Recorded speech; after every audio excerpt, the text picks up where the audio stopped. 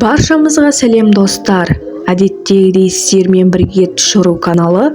Бүгінгі шығарылымыз түсіңізде перде көрсеңіз, оны қалай жору керектігін назарларыңызға ұсынамыз.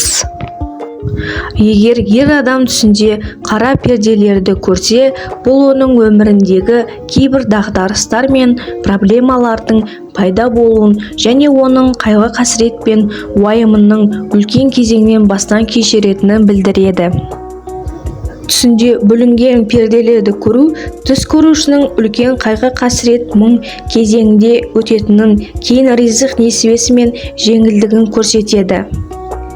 Түс көруші есік немесе терезедегі перделерді көру армандаушының өмірінде бақыт пен қуаныштың келуін білдіреді, және ол алдағы кезеңде жаңалықтарды есту бұл бақыттың басты себебі болады.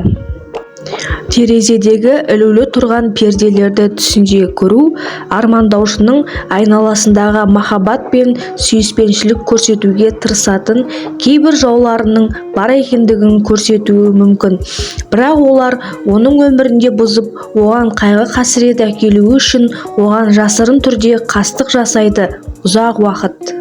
Жалғыз басты әйел түсінде жасыл перделерді көру оның өмірінде келетін мол жақсылықты білдіреді. Жалғыз бойжеткен түсінде қызыл перделерді көру оның жағдайында жақсы жаққа өзгеруіне байланысты жақын арада ләззат алатын тамаша өмірді білдіреді. Егер қыз ақ пердені сатып алғанын көрсе, бұл оның жақын арада тұрмысқа шығатынын білдіреді. Жүкті әйелдің түсінде әдемі перделерді көру әйел дүниеге әкелетін қызды білдіреді.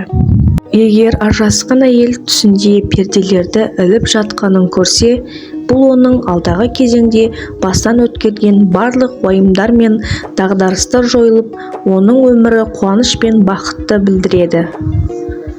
Егер адам түсінде ақ пердені көрсе, бұл оның жұмыста көтеріліп, лауазымы мен үлкен іске қол жеткізетінін білдіреді.